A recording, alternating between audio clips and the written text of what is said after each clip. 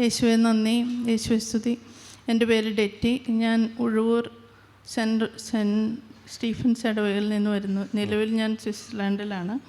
10 ദിവസത്തെ ലീവിന് സ്വിറ്റ്സർലൻഡ് ഇപ്പോൾ തന്നെ വിളിച്ചു പറഞ്ഞില്ല. സ്വിറ്റ്സർലൻഡുമായി ബന്ധപ്പെട്ട ഒരാളായ കർത്താവ് അനുഗ്രഹിക്കുന്നു. ചേച്ചി സ്വിറ്റ്സർലൻഡിൽ നിന്ന് വരുന്നത്.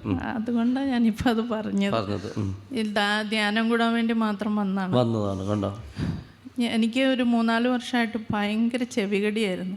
അത് ചെറുതായിട്ടൊന്നുമല്ല, പേനായിട്ട് വേണം ചെവി ചൊറിയാനായിട്ട്. മരുന്ന് മേടിച്ച് പുരട്ടി കുറച്ച് ദിവസം കഴിയുമ്പം പിന്നെയും ഈ ചെവി ചൊറിയും.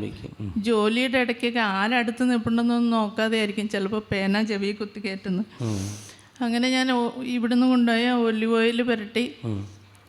ഇപ്പം എനിക്ക് ഒരു ചെവികടിയില്ല. എത്ര നാളായി മാറിയിട്ട്? ഒരു 3-4 മാസമായി. കാര്യങ്ങളടിച്ച് നന്ദി പറഞ്ഞേ. കണ്ടോ, നിങ്ങൾക്ക് സാഫ്നത്ത് ഫാനയ എന്ന പേരുള്ള പുസ്തകം കിട്ടിയിട്ടില്ലേ? ആ പുസ്തകത്തിൽ ചെയ്തിട്ടുണ്ട്. ചെവികടിയുള്ളവർ എന്ത് ചെയ്യണം? ബഡ്സിൽ ഈ ഇത് മുക്കി ബഡ്സ് ഈ ഒലിവ് ഓയിലിൽ മുക്കിയിട്ട് ചെവിയുടെ ഉള്ളിൽ പുരട്ടുക. മനസ്സിലായോ? അപ്പം അങ്ങനെ ചേച്ചി പുരട്ടി, അതോടെ ചെവികടി മാറി.